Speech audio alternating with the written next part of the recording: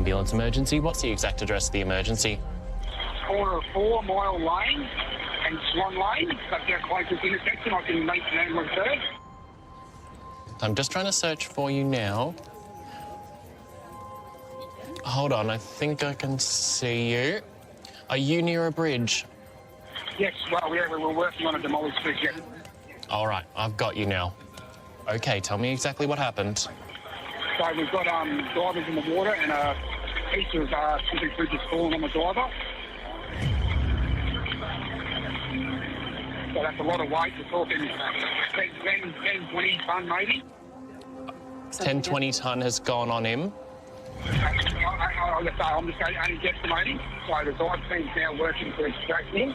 So I'm not... Is he still underwater? He's underwater, yes.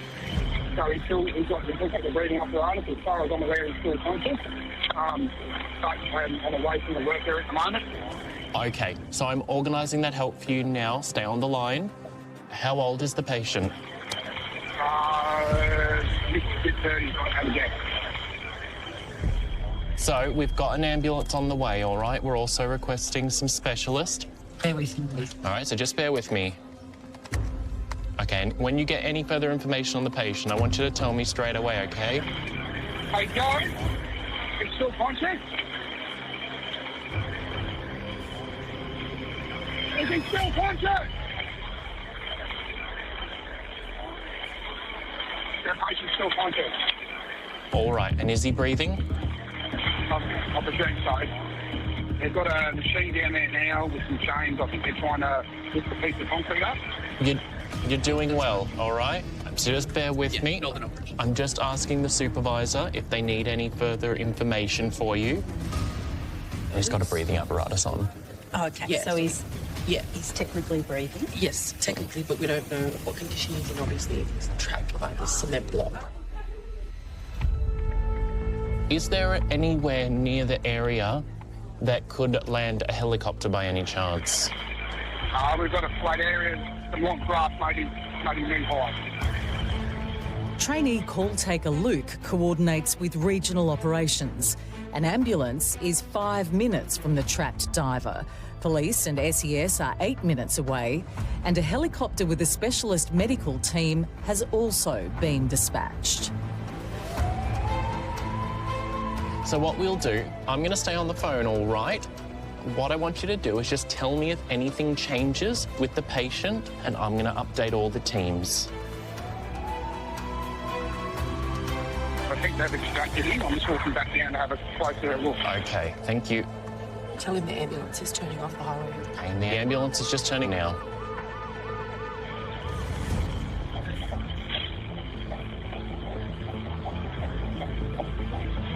Ambulance is 2 minutes away.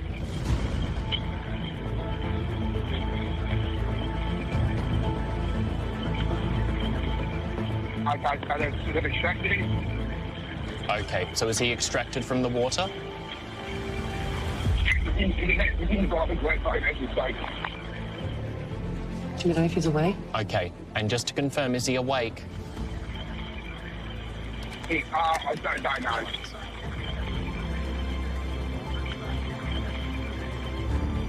I believe he was, but he was walking up the ladder.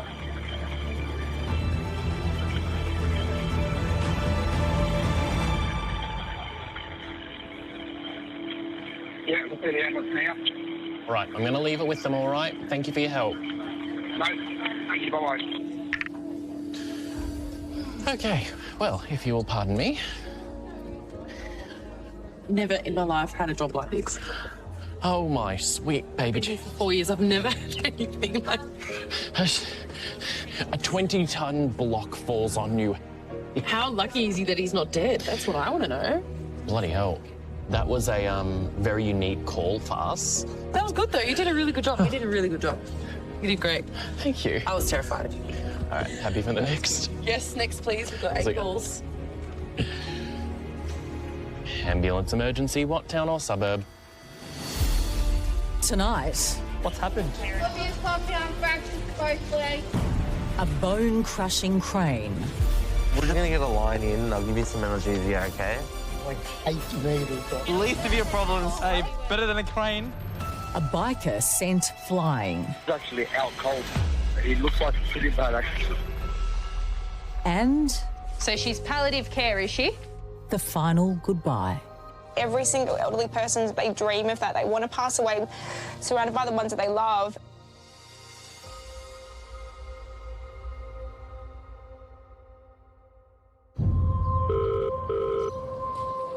Ambulance emergency, what town or suburb, please? It's 9 a.m. on Friday at Sydney's control centre. Ambulance emergency, what town or suburb, please? Mortlake, Sydney, Ute has hit a bicycle rider. Okay, tell me exactly what happened. There's been a car accident. Okay. And along with the peak hour traffic comes an increase in calls related to motor vehicle accidents. Now, was anyone thrown from the vehicle? No. And does everyone appear to be completely awake? Yeah, everyone's awake. That's my 7th. Carl, there's a pedestrian hit by car in Croydon Park. It's funny you get like a theme of the day sometimes. It's like today's going to be car accidents, I think, unfortunately.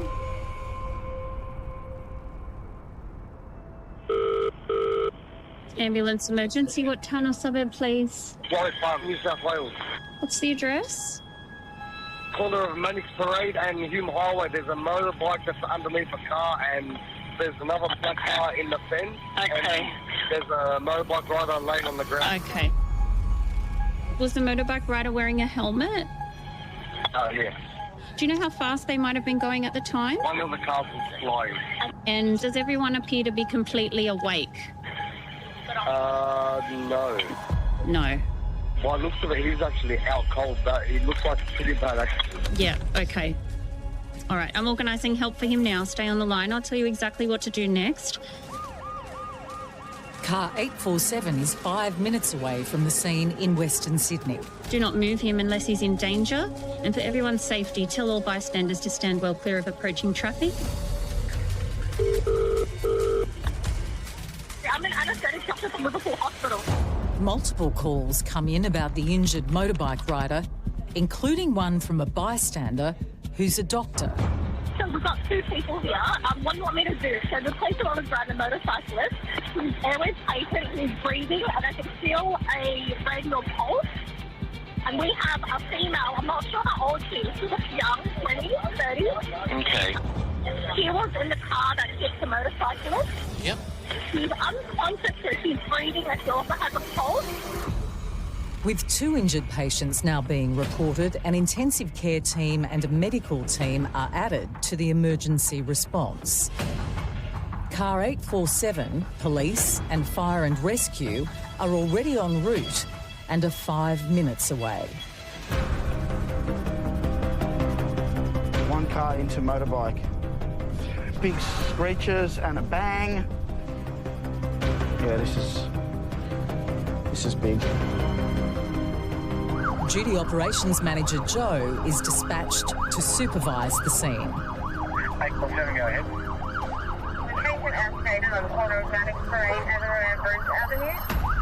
We currently have 2 patients, one getting further assessment and one tedious, please. The first paramedics on scene report that the driver of the car is a 3 on the Glasgow coma scale, meaning they're unresponsive.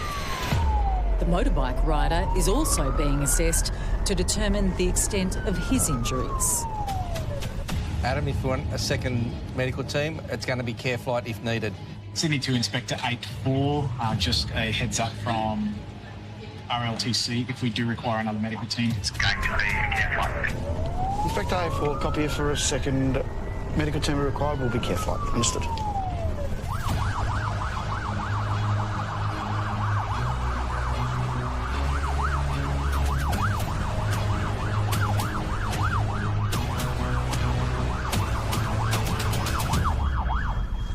Yeah, it's pretty bad. Actually, it's very bad.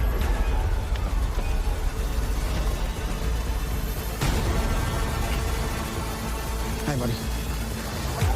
Is he off that bike?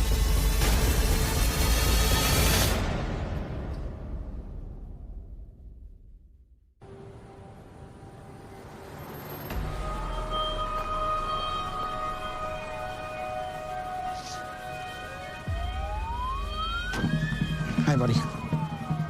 In Western Sydney, Duty Operations Manager Joe has just arrived at the scene of a serious accident.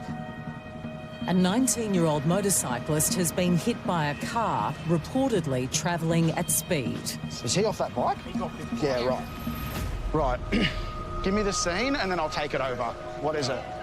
So he's diaphoretic, but all his odds are between the phase. The plan is to get him up off the ground, do another secondary. The motorbike rider is diaphoretic or sweating excessively. This could be caused by internal bleeding, and a medical team assessment is urgent. This is behavioural in the car here. She's emotional, refusing to get out of the car.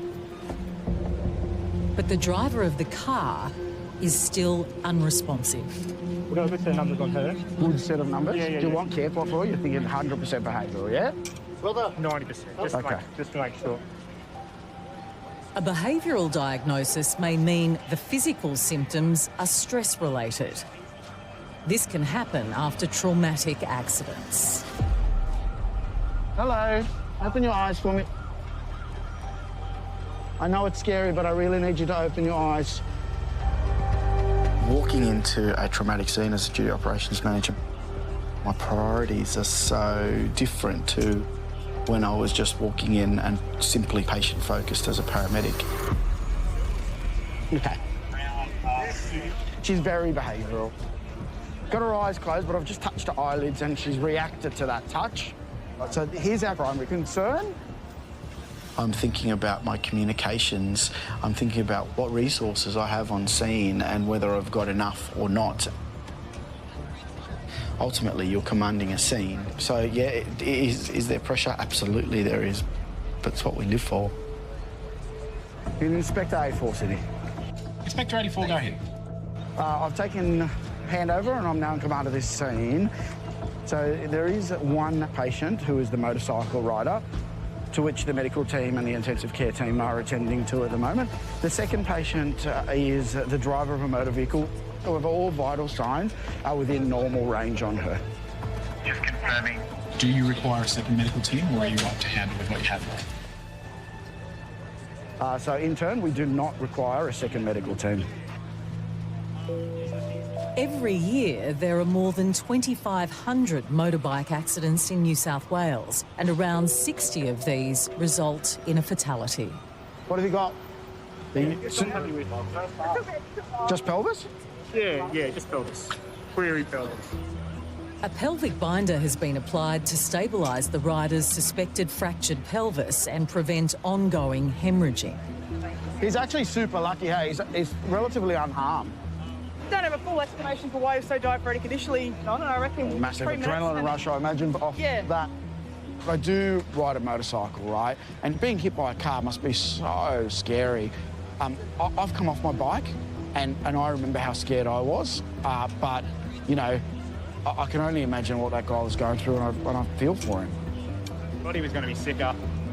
So did I, mate. Like, he has got to be one of the luckiest motorcyclists I've ever met in my life. He was here, yeah? I know, and he was diaphoretic, and then, like, radial and yeah. My goodness. Car 847 takes the motorbike rider to Liverpool Hospital. Inspector 84, thanks. One patient loaded into 847. Medical team will be travelling with them. The driver of the car finally responds to the paramedics. There we go. There we go. Winning. Slowly, slowly. We've got time. We've got time. We're just going to pop an airbag restraint just in case no one gets a punch in the face. Cool. Let's get her out. I think what makes a great paramedic is patience.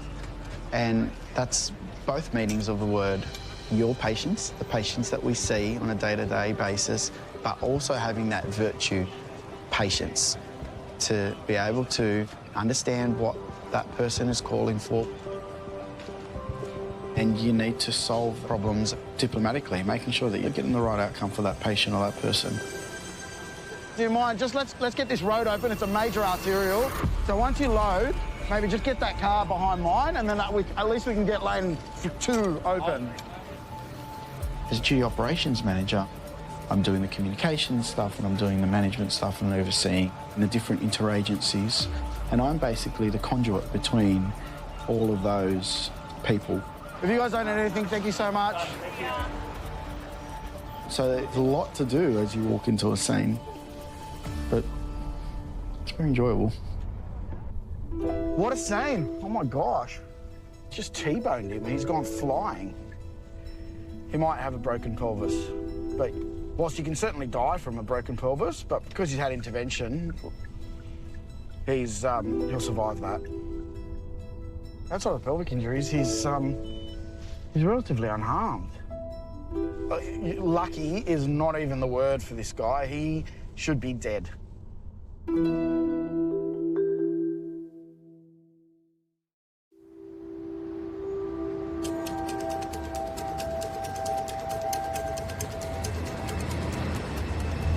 So tell me what's happening.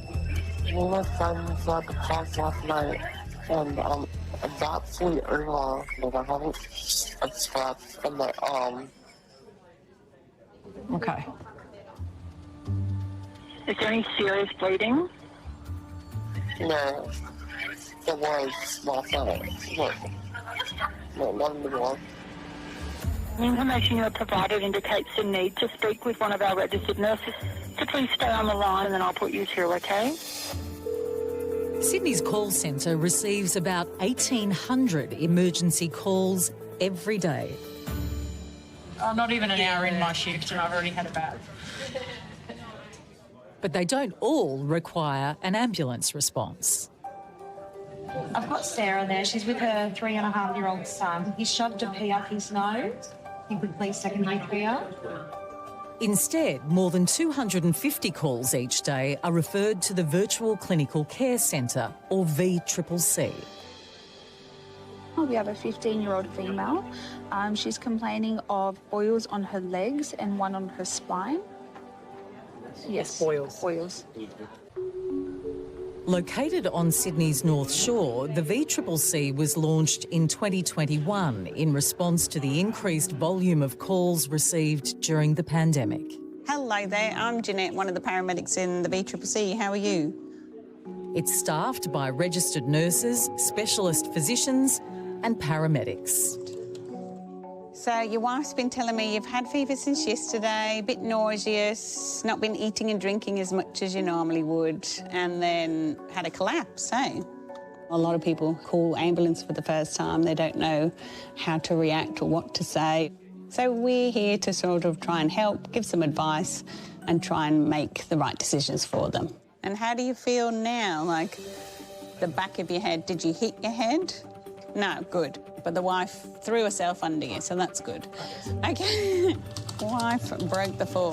The idea is to then be a bit of a detective, find out what's going on, use our triage system, do a thorough review together with our previous clinical knowledge to see what's going on and to see if we can do something to help that patient.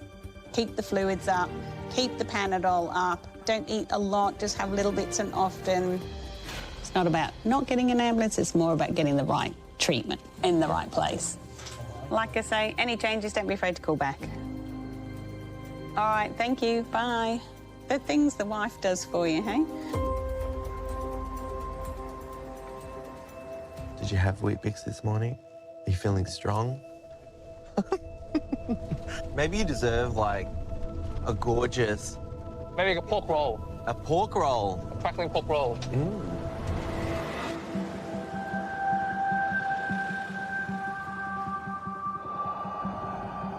Ambulance emergency, what town or suburb?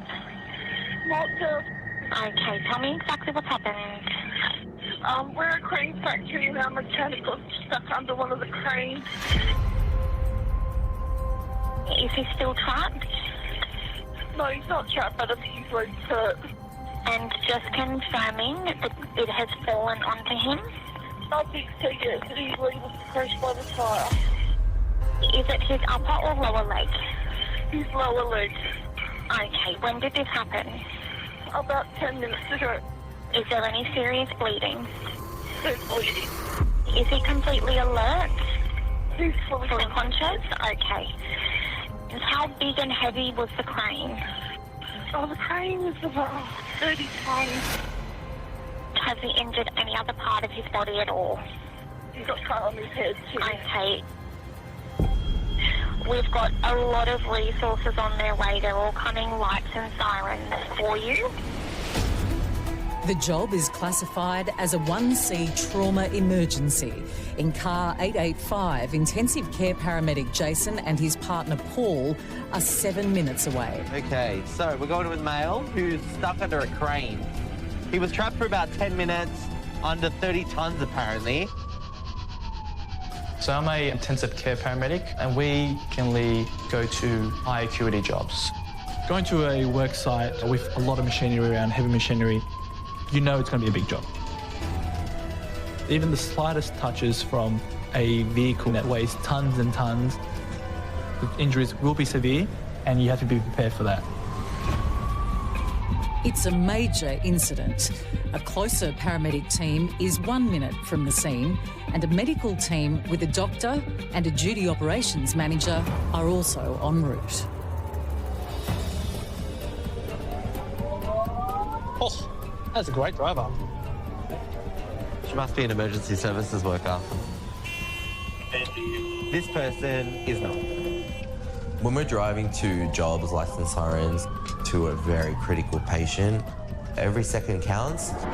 Always move to the left. That's all you have to do. To the left. Cranes, cranes, cranes.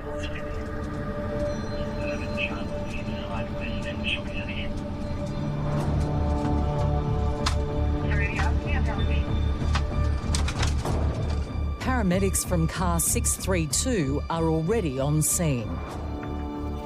What's happened? Collar, obvious compound fractures to both legs. So you walk in and there's all these heavy things that have done damage to the patient, can do damage to you. You got not just the patient to think about, but the safety of everyone around. So that's what you have to be mindful of. Painful legs?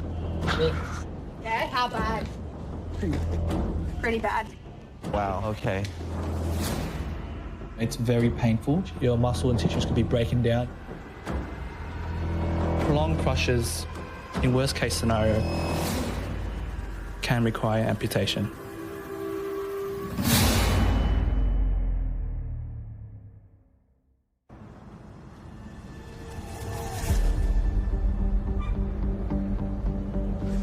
Legs?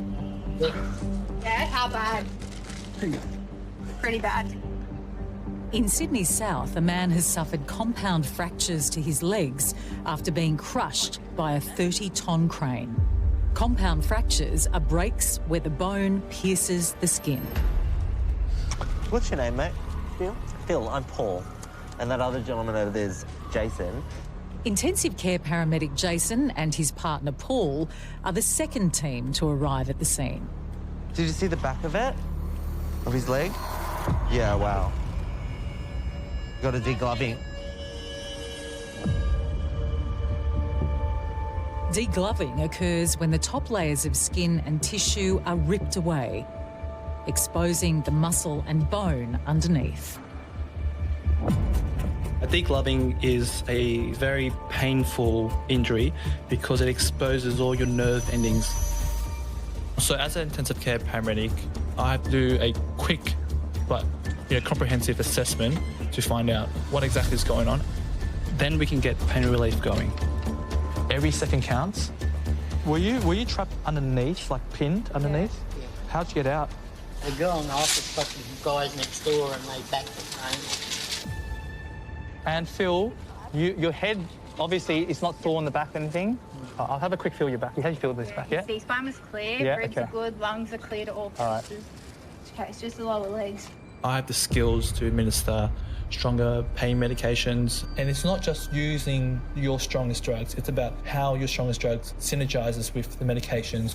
So the plan is, let's get the line and make sure it's in. Let's go IV fentanyl and IV ketamine, drawing both of them up. Yeah.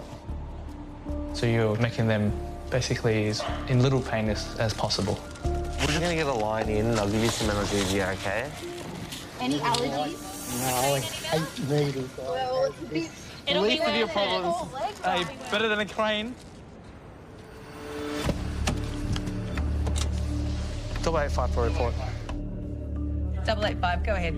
Got a 17-year-old male. He's got compound fractures on his lower legs. He's got abrasion on his head. No LSC, was awake the whole time. The inspector's just arrived. We're just doing some basic treatment before we do anything else. Copy that. Thank you. 885.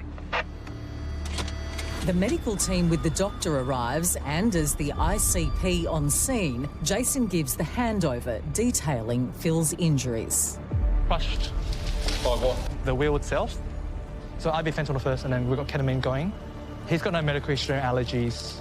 So I think we're kind of stable enough to go, make him comfortable and go slow, and have a real good look at him once he's out. It's just a very particular spot we're in. We're going to give you some strong pain relief, mate, and you're going to feel a little bit funny, but obviously you're going to be much more comfortable, OK?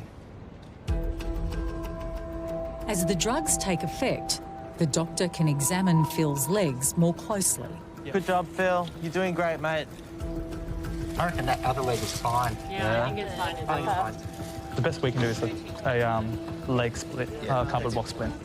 Miraculously, only his right leg has a compound fracture and can be stabilised with a cardboard splint.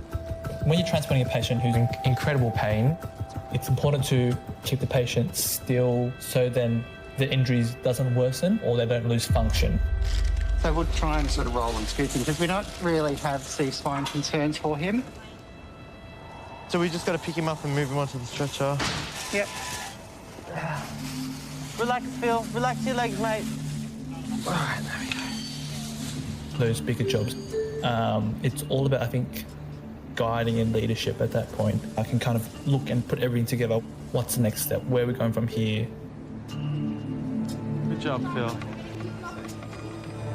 Due to his severe leg injury, Phil is transported to the closest major trauma hospital. All right, let's go.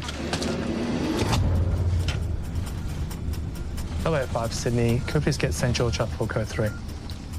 St George up now, please. Thank you. We're coming in with a 72-year-old male from workplace. He's got compound fracture with gross deformity to his right lower leg. There are no other injuries. Our ETA to you is 5 minutes. How's the pain now? Oh. We're almost at the hospital, okay?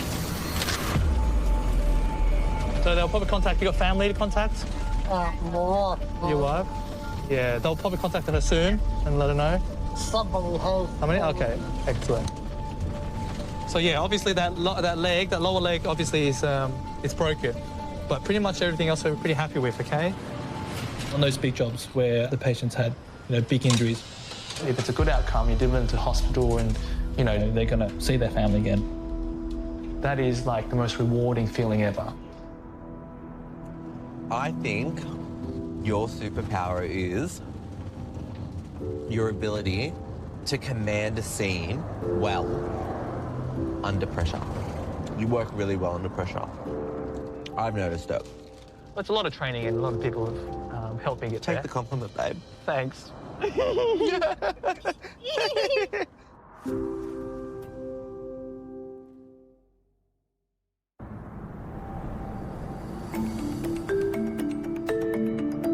Look, you know what I don't have? X-ray vision. I also don't have X-ray vision. I was thinking about getting night vision goggles, though. I was going to pay, I kid you not, like $300 to get these night vision goggles. But, like, where would I wear them? They're not... In the night.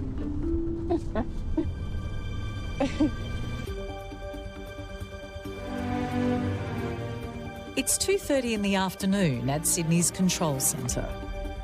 Did she fall off the monkey bars onto the floor? Or was it a trampoline underneath Are his parents there with him at the moment? The end of the school day is a busy time for paediatric emergencies. Okay, and he's 10 years old? Thank you. And how old are you? You're doing a really good job there, okay?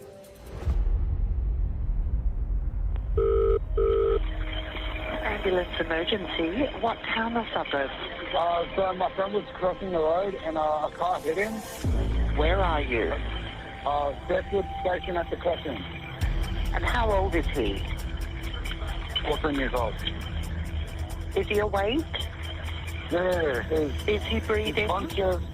Yeah, he's conscious, and we picked him up and we're helping him sit down. Okay. Are there any obvious injuries? I believe his leg is injured. I've organised the help, so from now on, don't move him around unless it's absolutely necessary. More than 1,100 pedestrians are hit by a motor vehicle each year in New South Wales. Intensive care paramedic Hayley and partner Jazz are 15 minutes away from Fairfield train station. We are going to a pedestrian versus car. We're going to a 14-year-old male. They're conscious and breathing. Allegedly, they've got a leg injury. Pedestrian v car is a high-pressure job. There's a high likelihood of severe injury. 14-year-old, still a kid. Like, they look like an adult, some of them, but they're still a kid, and like, I suppose they're still at that age where they just don't have that spatial awareness. Yeah. As a mum myself, it's impossible not to think of your own family members when you're going to these cases. So hopefully we can make a difference and get them to hospital and have a good outcome. Do you know what? I actually do not want my baby to be a 14-year-old. I would love her to be 9 forever. It actually terrifies me, her getting older. Oh, here we go. Where is he? Which one's the patient? Which one's the patient? One in the blue jumper.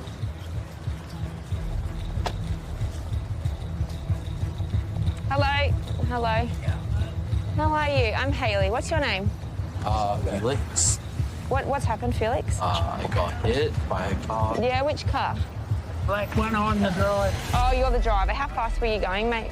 I'd stopped at the intersection and let everybody walk off the intersection. Yeah. When it was clear, I took off, and I don't even know where he came. Oh, look, it scared the daylights out of me. He looks good, and it's slow speed, so... Did you fall to the ground? Did you go on... Did he go on the, When I looked and finally realised what had happened, all I could see was his 2 legs above the bonnet, and he slid off and hit the ground with his left side, yeah. So you fell onto your left side? Yeah. Okay. Did you lose consciousness at all, mate? No. Any injuries? Just knees and elbow. Okay. Let's have a look at you. Can we take your jumper off? Are your parents on the way down here? No, I did tell them. Oh, okay. I can call them if you want. Can you not? Or is that not enough? Because of your age, I actually have to. You got out of it pretty lucky, mate. Yeah. You normally pretty fit and active? Not sure about that. Any pain in the head? No. What about your neck? While Hayley examines Felix, Jazz breaks the news to his dad. Hello. Hi, is this the dad of Felix? Yes. Hi, my name's Jasmine. I work for New South Wales Ambulance. How are you today? I'm good. Okay. I'll start off by saying Felix is okay. Everything's fine. He's just at Fairfield, near the train station at the moment. He was hit by a car at a pedestrian crossing. He's okay. Everything's fine. But he was hit in the legs by a car, but he's okay. So by your advice, he needs to go hospital or not? He appears to be okay currently. So can you wait me for 5 minutes? I can meet you over there. Yeah, of course. Yeah, of course. Because Felix is a minor, Jazz and Hayley will wait until his dad arrives before they release him. All your vital signs are normal. And all I want to do with you is just probably put a few dressings on. That's about it. Felix's only injuries are minor abrasions to his knees. All right, can you pop these up? And then this one as well. And what I want you to do is go like that. Okay, this is just salty water, but it might sting a little bit. Does it sting? Not really? No. All right, this is the only one I'm going to dress. feeling really guilty right now. Oh, why? Why are you feeling guilty? Because he seems like a really nice... He does, but accidents happen. And you know what? These will heal up just fine, and this will be a distant memory.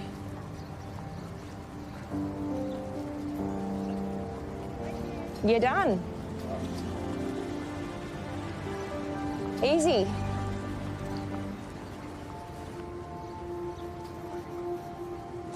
Hi, you Felix? Down on the right, down on the stairs down there. Just keep going down there, on the right. Yeah, he's down there.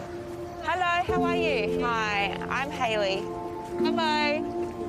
That's okay. So obviously Felix is super lucky. The only injuries he's got an abrasion, scratches to his knees, and very, very minor to his arms. Didn't even need first aid on his arms. So you think everything's all right?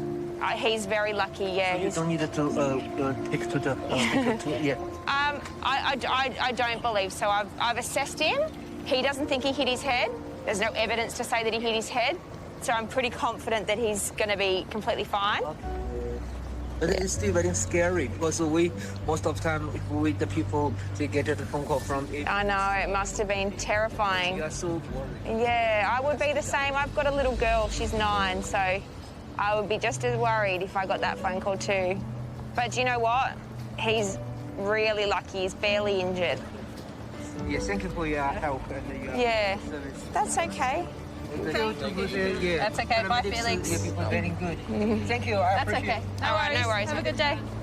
Had that car have been going double, triple, quadruple that speed, we tend to see fractured bones and head injuries and all sorts of nasty wounds. So Felix is really lucky. The lesson that he can learn today is that he needs to be more mindful when he's walking across the road, even if it's a pedestrian crossing. You've always got to be careful that you might not be seen.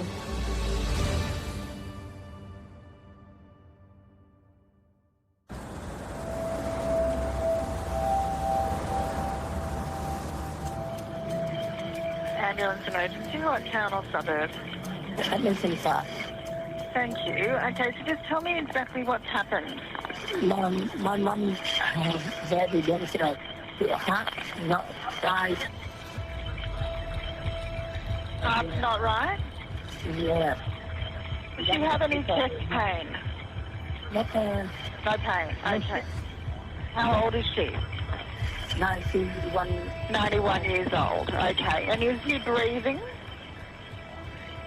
Is she breathing? Living, yeah. Each year, more than 40,000 people over the age of 65 require an ambulance in New South Wales. Is she awake? Yes. Yes, okay. The most common reasons are falls, respiratory and cardiovascular problems. I'm so worried. So we're organising some help for her now, so stay in the line, I'll tell you exactly what to do next.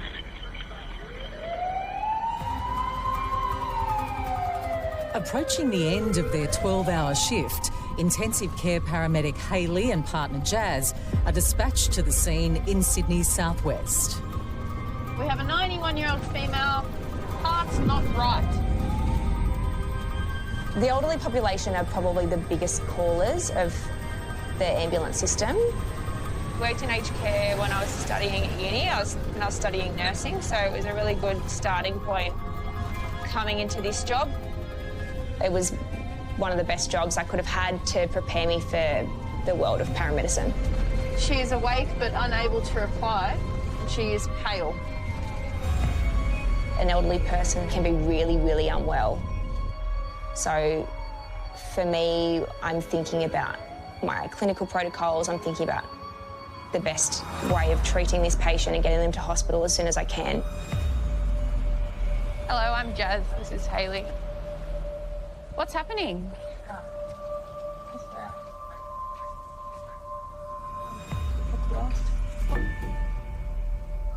Can you pass me that sheet, please? Okay. So she's palliative care, is she? Palliative? Yeah. Yes, okay. Jazz has 91-year-old T's doctor's report.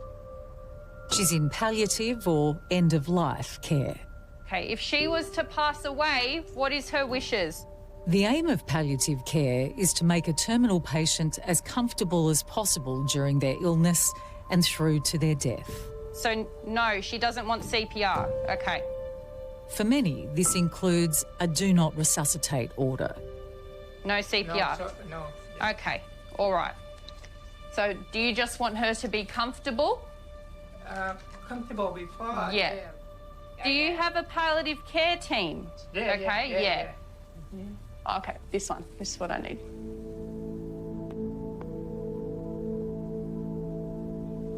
Please hold while your call is transferred.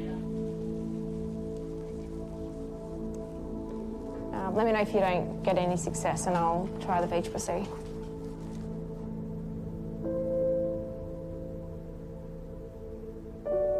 How long has she been like this for? Morning today. Yeah, so she's gone downhill today. Okay. My sister from Vietnam come here urgent. Yeah, okay. Help me. Yeah, to help you care for her. Yeah. I don't think she's in any discomfort. I think she's quite settled. Yesterday, she stopped it. Yeah, okay. Drink. Yeah. We just want to try and keep her comfortable now, and we'll see if there's anything we can do to help you. Because I want to keep her at home. I don't want to take her away from home. Yeah, we'll keep her here.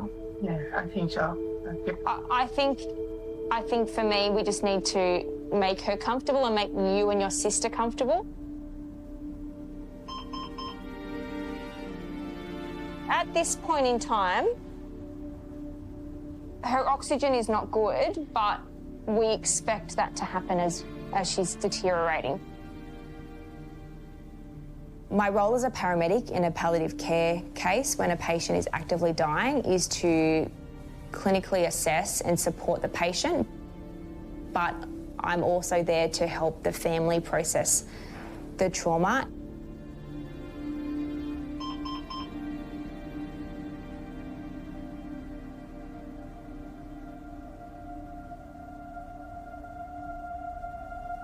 Hey, Jazzy.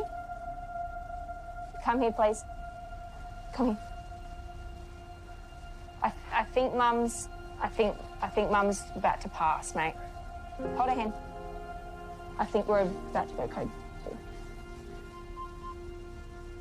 That's okay.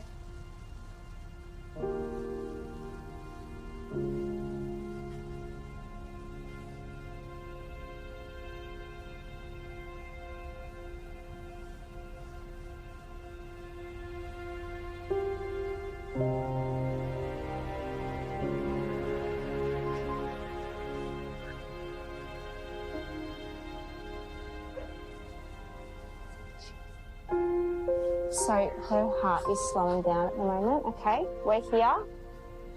She's very safe. She's got you guys with her.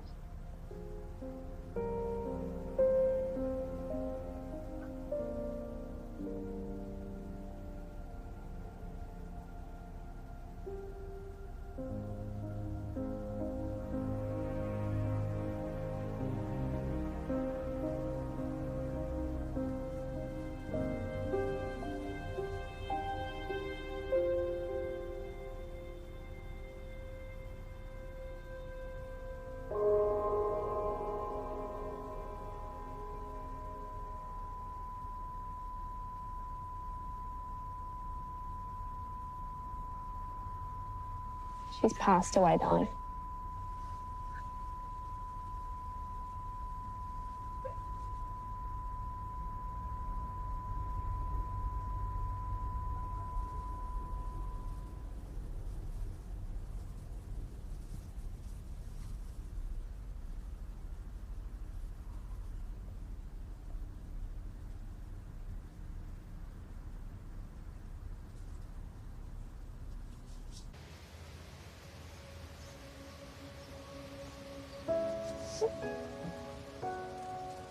Oh, man.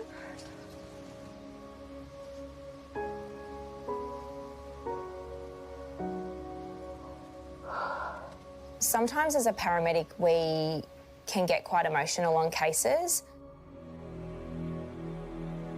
I love my job, I'm really passionate about my job. Congratulations, sweetheart. We are able to witness life coming into the world.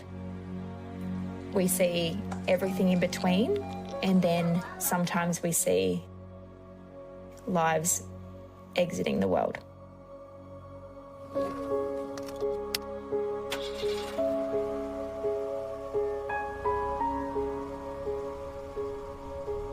We've all got family members that are ageing, so you do think about your own family being in that scenario. The way she passed away is like what every single elderly person, they dream of that. They want to pass away surrounded by the ones that they love, and it's so peaceful at home. It was actually beautiful. It was a really beautiful moment. When they're ready, they are just ready, hey. I don't know, she must have just felt at peace, like knowing her family and everything are there. It was like so lovely. It was really lovely. That's probably the most peaceful I've seen. Like this job can be so hard physically, emotionally, mentally. But at the end of the day, it is the greatest honour. Like you're walking into people's homes and you're seeing them at their most vulnerable point in their life.